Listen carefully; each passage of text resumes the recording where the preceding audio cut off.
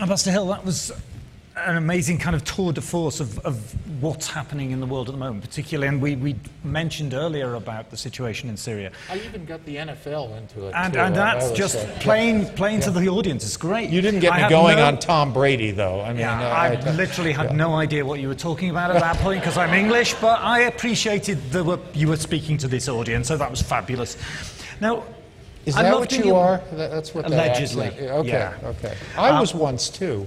Yeah, many centuries ago. Yeah, but you grew out of it. You know, my forefathers caught that boat. I'm glad they did. Well, and there's an interesting thing. You talk very early on in your book about your parents, and you talk about the concept of public service.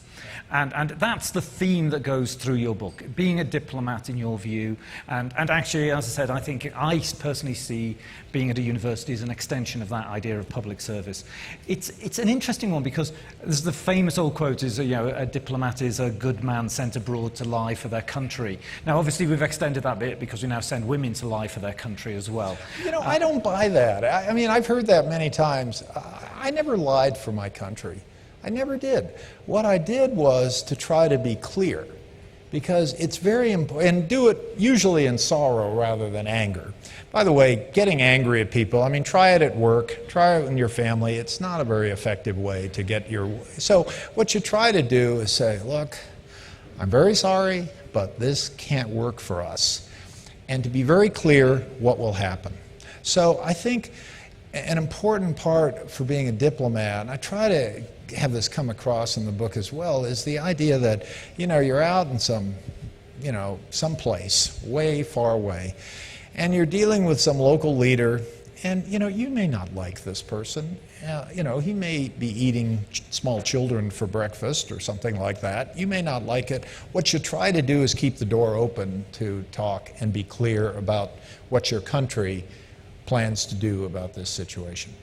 So take that forward in terms of, and this is an English thing, so I'll look at the difference between the two foreign services.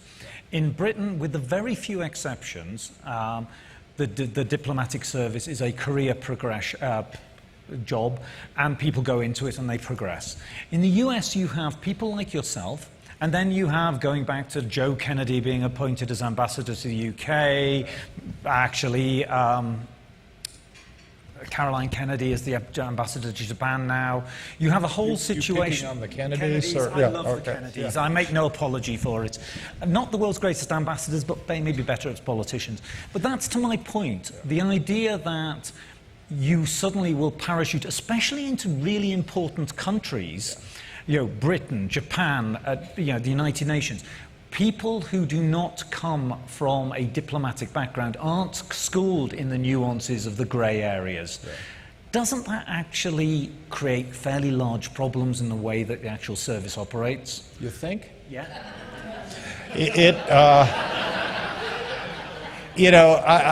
To be very frank with you, it's hard to take at times. It is really hard to take.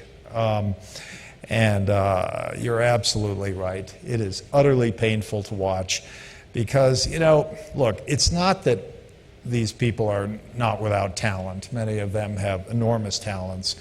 But, they come with maybe a much more of a transactional point of view rather than a relationship point of view. And diplomacy is all about building relationships so that, when you ask people to do things they don't want to do, which is what often happens in diplomacy, they'll say, I don't want to do that, but I value the relationship with your country, so I'm going to do that. So it's often that. And I think the best place to learn that is on the job, and starting as you take the Foreign Service exam, you get in, you're a third secretary, you schlep people's bags in from the airport, then after a few years you start writing telegrams that no one really cares about, and then finally you get to do stuff, but in the process you've learned a lot.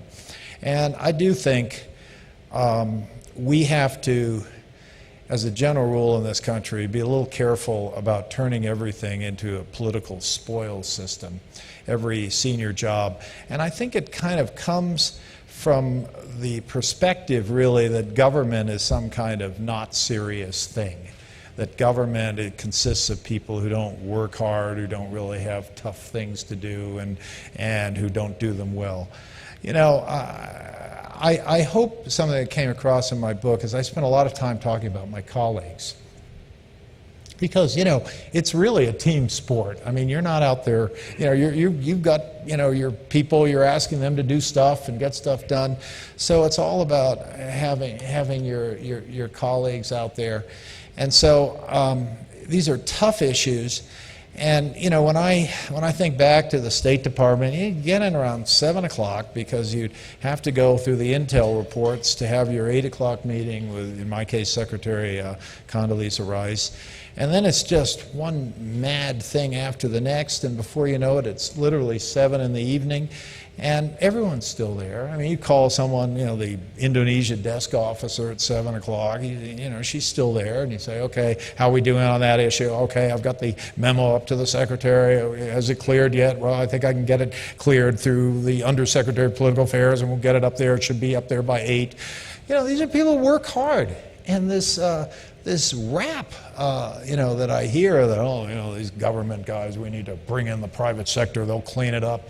A little bit hard to take, you know. I think that's, I mean, one of the saddest bits I found about your book was your final confirmation, and how you go into quite a bit of detail. You've been confirmed, actually relatively uncontroversially, for your previous appointments, and then you get appointed as ambassador to Iraq. Yeah.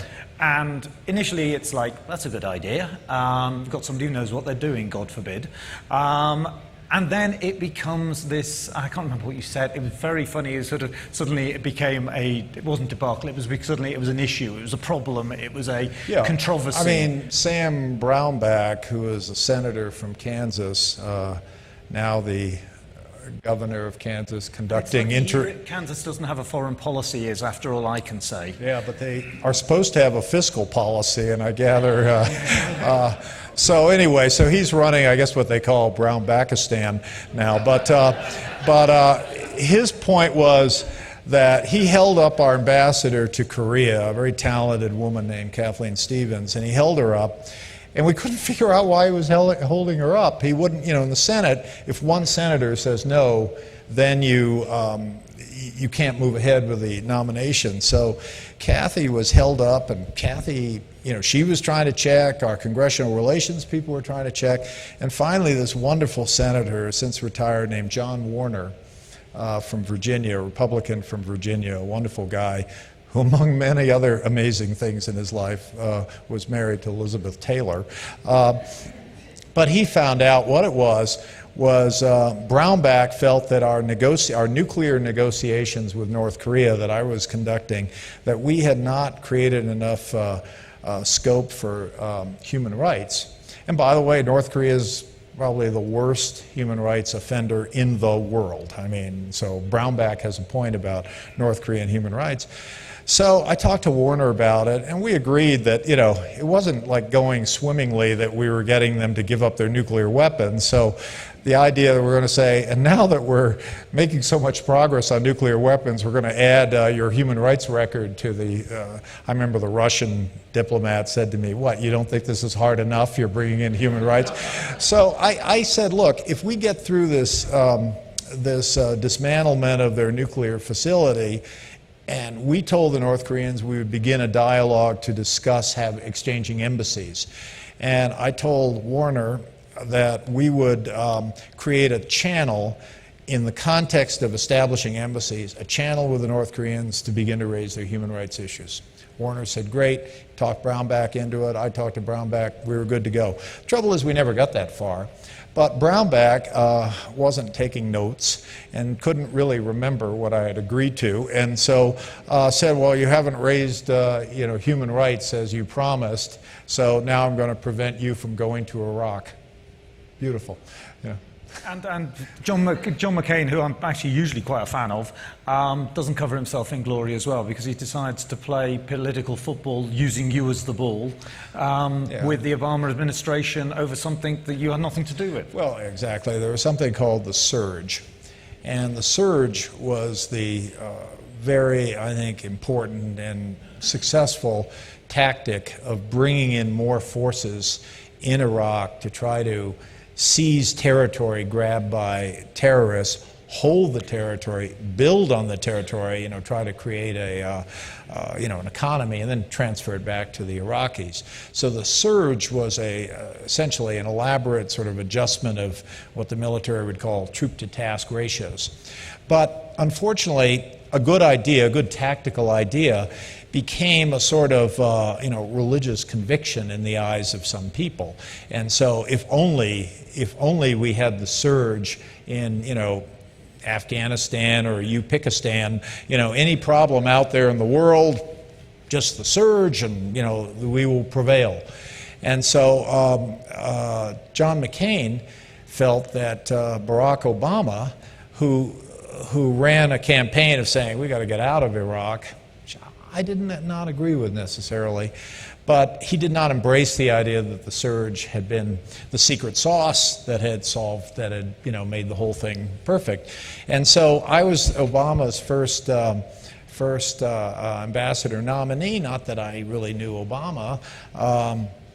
I had been a nominee of Clinton and George W. Bush a couple of times. So it was kind of weird for me to be the proxy who was the source of McCain's upset about not embracing the surge. Of course, McCain had an opportunity with the surge because they then sent Petraeus to implement the surge in Afghanistan, and last I heard, it hasn't been going that well. Before I throw it out to the general panels, I'd like just to talk about two things. Just before the Iraq War started in 2003, Neil Ferguson, the historian at Harvard, the British historian, wrote a long article in the FT, which was in a lot of ways prescient because he's a very clever man and he likes to tell everybody how clever he is. I'm sorry, Neil Ferguson, Niall Ferguson. Oh, yeah. So he basically said this is going to end in tears. And the reason it's going to end in tears is because, unlike the British and the French, America has had no colonial history about how to run things after they've bombed the hell out of them. And actually, and I don't like giving him credit for lots of things, is he kind of got it right. The war, the initial bit in Iraq, the go in there, kind of take over the country, goes tremendously well in terms of the military objectives tick the box. But was it because the Foreign Service and under Colin Powell as Secretary of State was so sidelined, basically the Foreign Service got left with the mess afterwards? So where do you see the unraveling? Because obviously you come 9 years later to try and glue it back together because it didn't go well. It did not go well. It did not go well for many reasons. First of all, the basis of the war was, of course, the idea that he had weapons of mass destruction. And so I was ambassador in Poland at the time, and I cannot tell you how many speeches I gave to talk to Polish citizens about, on television and elsewhere, about the dangers of weapons of mass destruction falling in the hands of a person like Saddam. Well, my own view was, when our intelligence service says that there's that problem, when our president says it, I felt I should be able to take that to the bank and, as ambassador, really represent that. So I pushed very hard. I mean, I pushed so hard that the Poles actually, there were 4 warfighters in the initial assault: U.S., British, Australian, and Polish. Poles, in fact, grabbed some of the offshore oil rigs so they wouldn't be set on fire by Saddam. And then it turns out it was all wrong. And moreover, when I got there, fast forwarding to 2009 from 2003, I realized, the extent of the mistake, which was, because by that time they had shifted to the idea, well, okay, the weapons of mass destruction, but we're going to make Iraq this sort of city on a hill. It's going to be a great democracy, and it's going to radiate out to the rest of the Middle East. Well, when you get there, you realize that of all the countries in the Middle East to turn into a shiny city on the hill, Iraq is the only country, and putting aside Syria at this point, but the only country in the Arab Middle East that is not Sunni.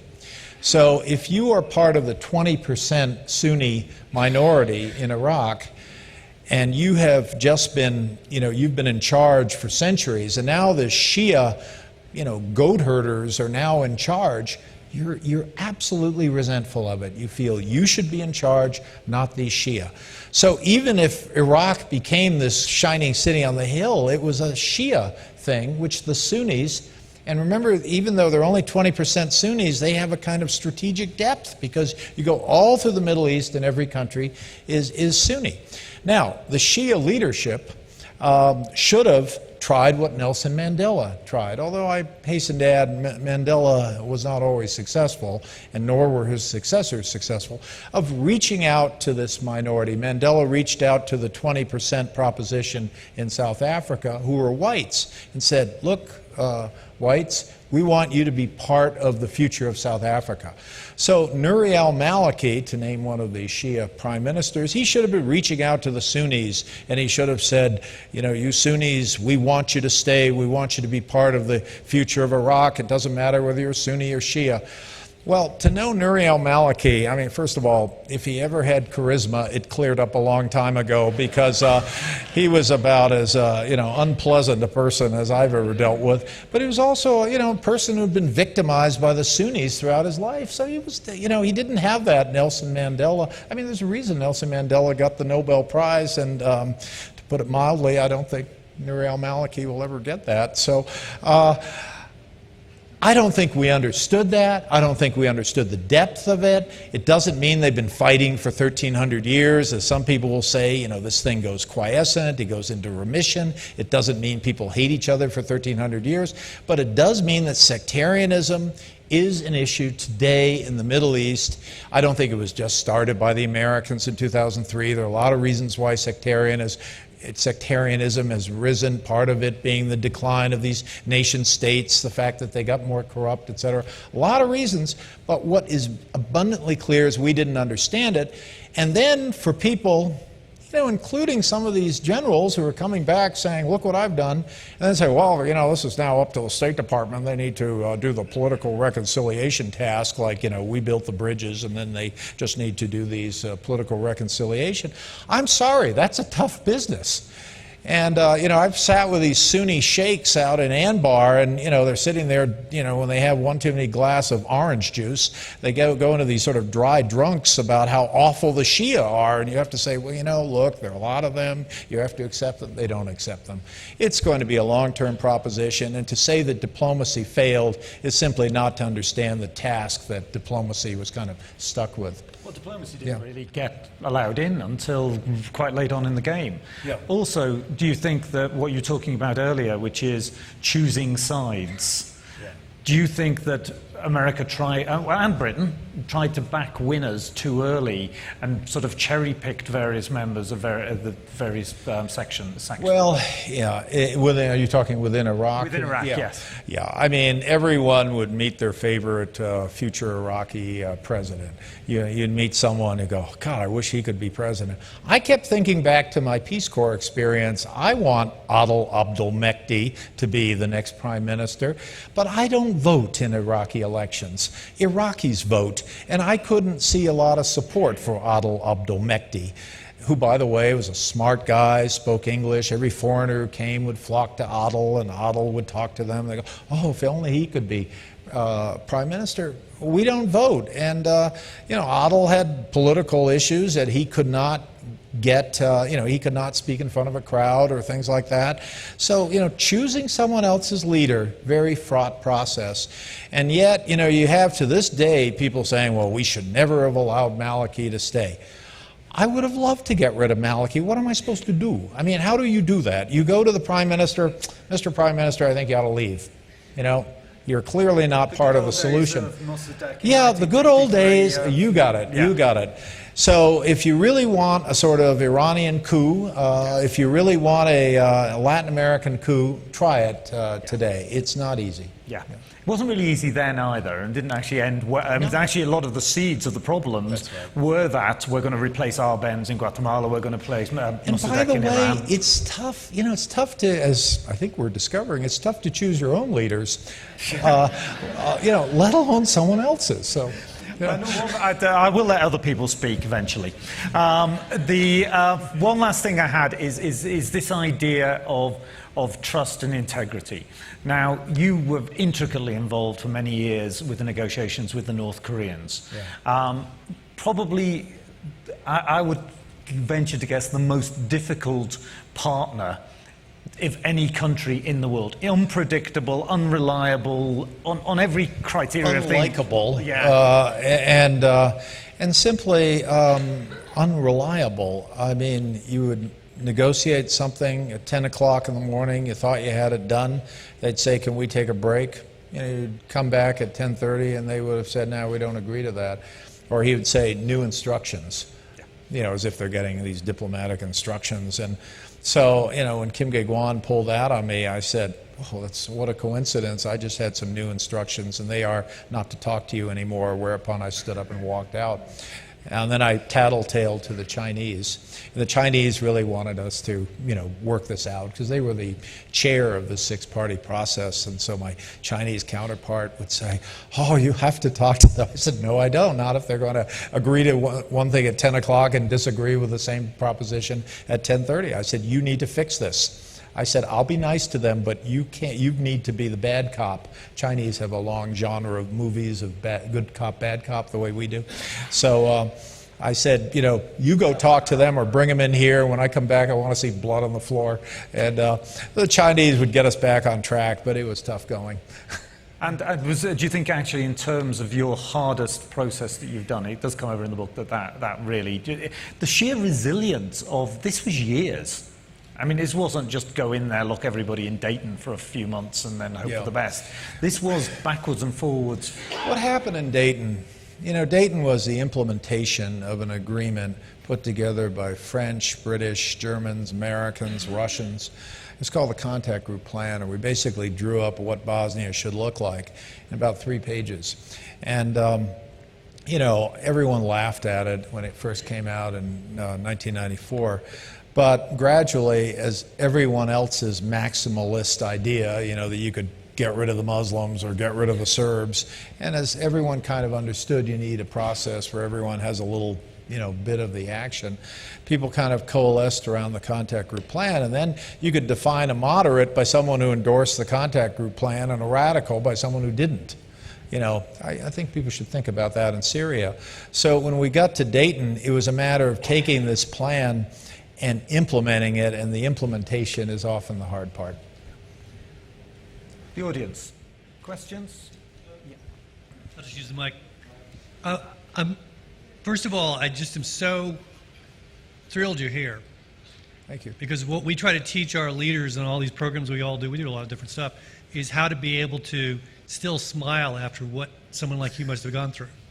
Do you know what I'm saying? Because in some sense, there's the VUCA world, the volatile, uncertain, chaotic, ambiguous world. I mean, if you're not describing it, I don't know who is, because this is incredible. And I think my question for you is, I can imagine as being the top guy sitting in Iraq in a place that's completely crazy, in which the administration isn't listening, no one's listening, and you actually know what could be done that would work. How did you deal with your own craziness around how to stay in the game? Do you know what I'm saying? Yeah, I mean, yeah. It's funny because it was kind of a 24-hour experience, so you didn't have the luxury of, you know, going home in the evening and, you know, watching a movie and just sort of chilling out and then kind of coming at it with a fresh set of eyes in the morning. It just never ended. So that was a problem. Again, it's all about getting people, you know, around you that, you know, you can kind of bounce ideas off of, and sometimes that was a problem. I think the big problem was back in Washington, we had an incoming administration, and they were all over the map on Iraq. You had people who were just obsessed with the idea of getting all our troops out. And then you had people who felt that what we really needed to do was to convince the American people that we ought to keep troops in Iraq for 50 years because after all, we kept troops in Germany for 50 years, et cetera. So, and these could coexist within the Obama administration, let alone, you know,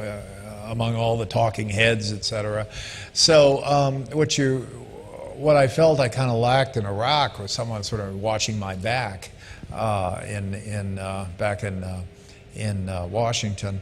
Thanks for pointing out the sense of humor, because it's kind of it should be your long companion. I mean, you should always keep that, always be able to kind of chill out a little with that, and that was very important to me.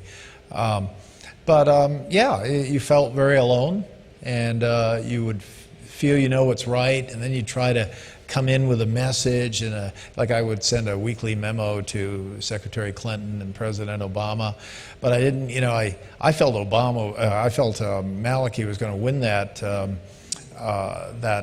2010 election. It was about a parliament. You were winning seats, and you needed half plus one of a 325 seat parliament. Maliki had 89. The Sunni opposition had 91. But so, many Americans would say, "Oh, the Sunnis won the election." Well, no, they didn't, because you need to get to 163. So some of the other Shia groups were kind of holding back on Maliki just to give him a hard time, and for good reason.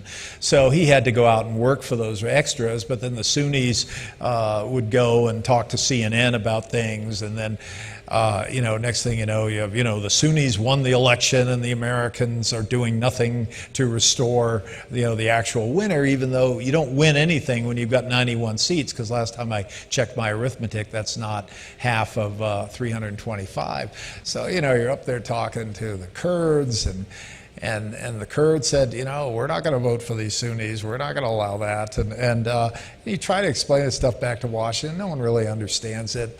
And it's an amazing thing with all this instantaneous communication. Instantaneous communication does not convey a feel for a situation. You still have to kind of go there, kind of talk to these people, and then say, "Oh, I understand what you're talking about." So I would say Iraq, even though there are so many people there, was probably the loneliest experience I had in the Foreign Service. And just, when you've had people die, and we had thousands who died, people don't have sort of whimsical views on this. They feel very strongly about it. So, yeah, it was a tough place. Yep. So, everything's so complex and interconnected, and it's hard to get information. Go ahead and introduce yourself, too. So, Kip Meyer, my 6th Fred Forum. What do the people in this room do? What do I do as an individual? Because it just feels like there's nothing I can do, and then you're not involved, and then you're just sort of an observer. I think our country, I think people need to be better informed, and when someone, when some government official takes a position on something, or when the Russians do something, don't just assume you understand what they're doing. Try to analyze it. Try to talk to people. Try to say, okay, what's the other side of that argument? Just try to understand both sides of the argument. I think we need to be much better informed as citizenry. And, try to, I think generally speaking, as citizens, we need to kind of dial it down a notch here, too. I mean, I think there's just way too much ad hominem attacks in our society right now. I think there's too much fault finding. People don't go out with the intention of making a mistake. Maybe the mistake was made, but I mean, at least try to understand why it was made. And I think you kind of, when you're in that process, you'll probably learn more about the situation. But I think overall, I think we need politicians who are better able to convey a little wisdom in the situation rather than emotion. And I really feel there's entirely too much emotion being brought to bear. Foreign policy should not just be a sort of proxy issue to show how much toughness our leaders have. If it's going to be a proxy issue for anything, it should be how much wisdom our leaders have. And that doesn't seem to have worked. And I think it's because Americans are too often looking for sort of quick decisions and decisiveness. I mean, for many Americans, we never knew about these problems until after 9/11. But I think to some extent, unilateralism, the idea that we can go there and solve it ourselves, became the sort of internationalism of the isolationists, who had never really cared before. So I I don't know how you convey the need for more thoughtfulness except to say that I think that's what we need. Okay. Thank you. So first of all, I'm up here because I wanted to model what we all can do, you know, so if there's more questions, just, I think, queue up. I was struck by a couple things. When Richard Holbrooke died, I was, of course, aware of Richard Holbrooke, but I was stunned by the outpouring of emotion and, you know, the eulogy of this man. And, you know, I learned that he was a great man, but he was gone. And so I'd be curious, as a mentor and a tormentor, I like that. But, you know, perhaps you could just reflect a little bit about Richard Holbrooke. And our earlier session today, we talked about purpose. You know, what are you deeply called? And I wonder if you could kind of put those two thoughts together. You know, it's interesting you ask that question, because I've asked myself that question as well. Because when he was alive, I don't remember all the admiration that I really felt from many people once he died. And so I was wondering, you know, was it that he died and people felt guilty for, you know, not supporting him? Because he had a lot of enemies, believe me. And I don't think that's it. I think it's a more complex process in people's minds when, even though maybe they didn't really pay a lot of attention to Holbrooke or liked Holbrooke, they realized he was doing something that is representing the United States overseas, representing the United States vigorously but thoughtfully, with great wisdom, you know, in trying to manage some of these issues.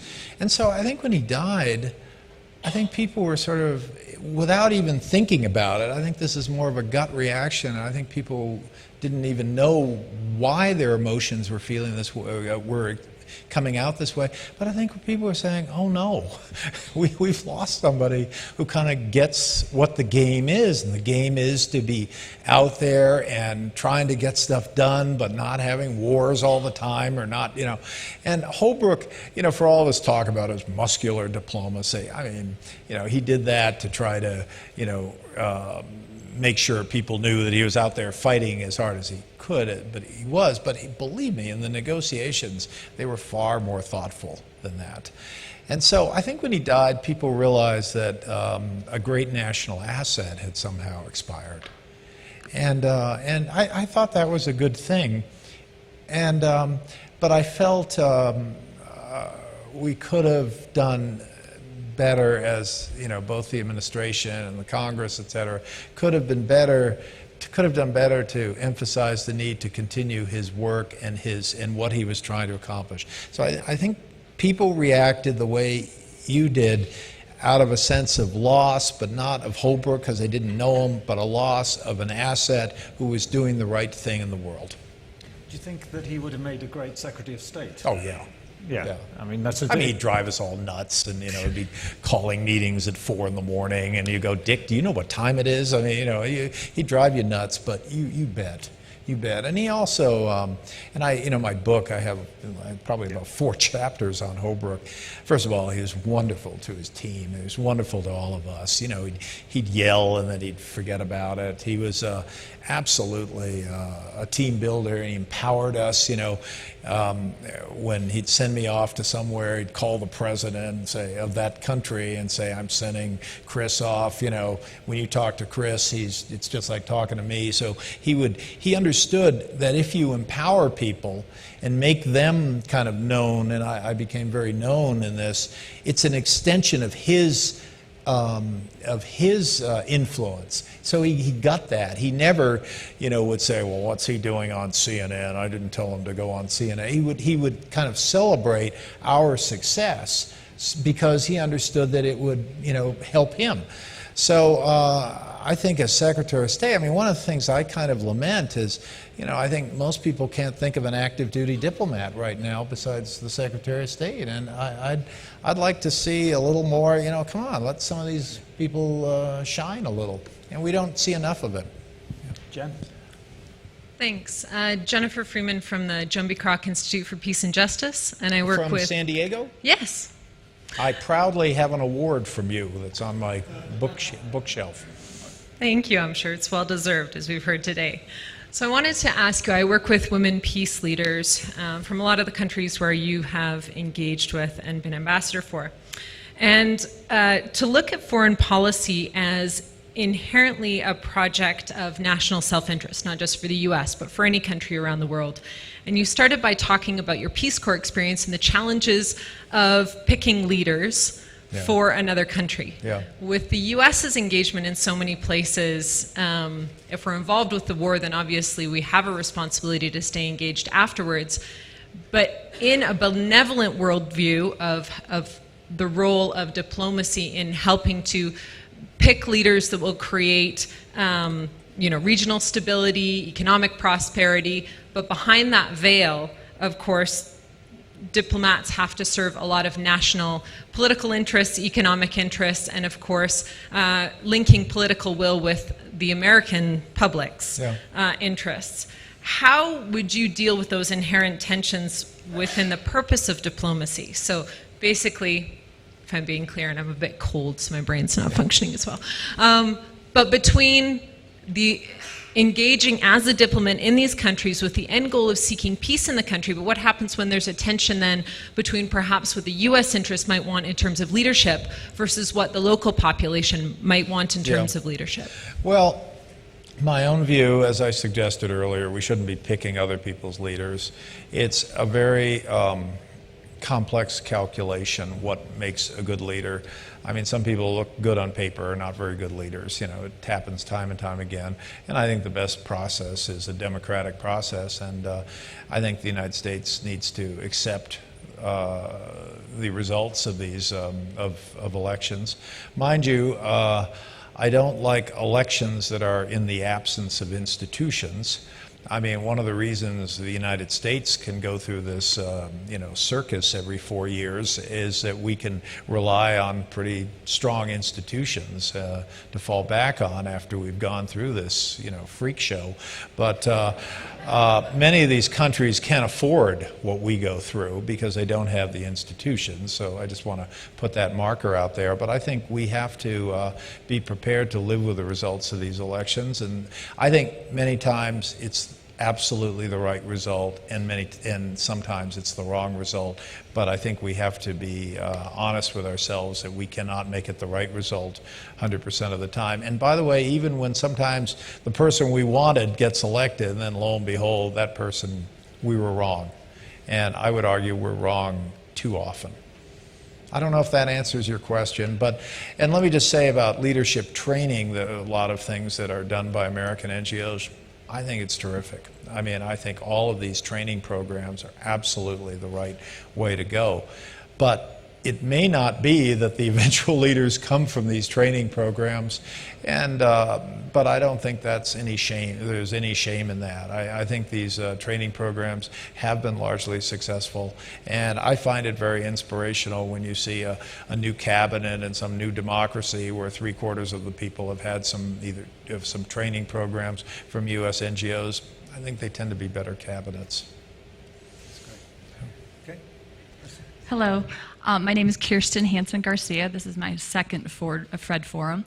And thank you for your fascinating comments. I will just say, first of all, as a Seattle Seahawks fan, I won't say anything about Deflategate. But seriously, You've though. won one game this year, yes, I think. yeah, that's right. Very good, yeah. Okay. So anyway, moving forward to the more important topics, right? Your comments on Syria, on Libya, on Egypt, all of that are just so interesting and helpful. Iraq as well. And I guess I wonder, is part of the problem or the challenge, which is therefore the opportunity that we as a society have, is that it's the lens with which we are looking through at these things. And so I wonder if it's also part of that whole kind of expanding of our vision process, our broadening of our lens. And the gentleman here, you mentioned the VUCA world before, but kind of that whole concept of the VUCA world, or looking at things from a systems view, or specifically a complex adaptive systems view, which is really about understanding the agents in the system and how they change and how then it reorganizes, self-organizes, and having to have really a thoughtful and very discerning approach, knowing that the system is complex and it is continually evolving, because I think that we don't tend to, as a society, do that. And I'm just wondering if you think that would be helpful. Yeah, I mean, I think to understand the complexity of a society, especially a foreign society, is essential. And for us to go in with a couple of sort of litmus test issues where they need to do this or need to do that, and not understanding, I mean, take corruption. I mean, corruption is not as some type of exogenous variable that, you know, plops down from outer space and, you know, causes, you know, these problems. Corruption is an endogenous thing which is caused by many other things, including weak institutions, et cetera, et cetera. I have no problem with anti-corruption drives. I mean, corruption is a bad thing, but I think you do need to spend a little more time to understand how it all happens and how it all fits together exactly. And so be careful by sort of coming up with these, you know, politically charged indexes of a country's progress and say, well, they're doing well, they're doing badly. They're, you know, it's just, I hate to quote Slobodan Milosevic for inspiration here, but one day I was talking to him and we were talking about, I don't know, Kosovo or something, and I said, look, I know you think we have a double standard. And he said, double standard? No, you Americans don't have a double standard. You have multiple standards. And he's absolutely right. And he was speaking to the fact that all these things are different and we end up kind of reacting differently in different places. So, yeah, I understand the premise of what you're saying. Thanks. And finally, Alan. Alan Weber, Ambassador. I'd if I get the last question, I'd like to challenge you for a little help. Your call on all of us to be more thoughtful citizens is well-founded, but I need more than that when I go home from Fred. I do therapy, though. I think it sounds like you've done a lot of therapy, global therapy.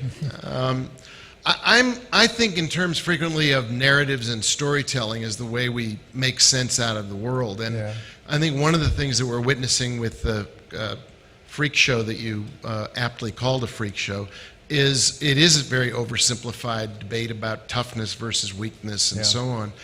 If you were going to send us home with a helpful story about where America's role in the world fits and help us make sense of all of these complicated pieces, in addition to saying be more thoughtful and not so quick to point fingers, what kind of a narrative do you think serves the public discourse today about the U.S. engagement with the world in a way that makes sense, that takes into account our lack of willingness to put troops into harm's way? How would you describe the story of where we are right now and where we could go forward? You know, it's a very good and complex question, and I don't know if I can do it justice by just talking off the top of my head an answer.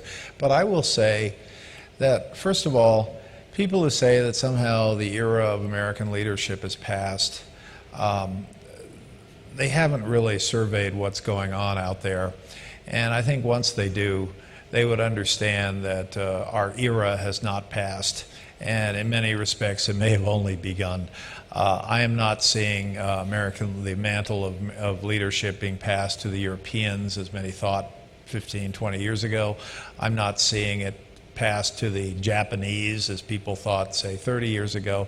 And frankly, I'm not seeing it passed to the Chinese, as people currently think. If you look at China's problems, the inbox of Xi Jinping's problems, I would not trade for our inbox of problems. I mean, I have been around long enough to have seen America counted out on several occasions, and wrongfully so. And so I see an America that is in many ways resilient. I think our economy is much better than anyone else's. I see an energy that's kind of coming back in this economy. It's amazing. So we're going to be a leader for a while here. But I think with great leadership needs to come an understanding of great responsibility. And responsibility means a responsibility to show that wisdom that I spoke about. And in turn, that wisdom, you don't just get wisdom by being born with it. Wisdom is a sum of knowledge, and knowledge is a sum of information. You have to work very hard to achieve wisdom. And I think to some extent, this tendency that we have to shortcut knowledge by going right to wisdom in the form of trite thoughts, or it's complicated out there, as we've been talking about, and I just think we need to do a much better job of understanding things and not assume that these aphorisms that so many candidates seem to live with are really sufficient in a world in which it looks to our leadership but expects us to show responsibility as well. It gets on your nerves, especially in the Middle East. It's sort of in the Middle East, it's sort of reminiscent about the old, that old Woody Allen joke about the two people talking about the restaurant. One says, the food is terrible, and besides, the portions are too small.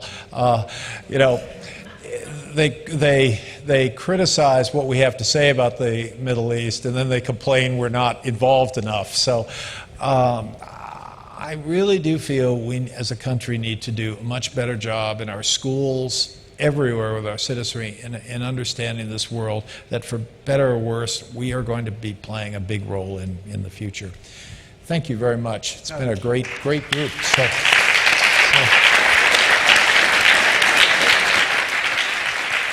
you. Thank you. Ambassador, I know you have yet another speaking engagement at 1 o'clock. On behalf of everybody in the audience, I'd like to say thank you, and I'd also say that actually America was very lucky to have somebody as talented, as thoughtful of you representing them out in the world, and may there be many more going forward. Yeah. Thank you very much. Thank you. Thank you very much. Thank you.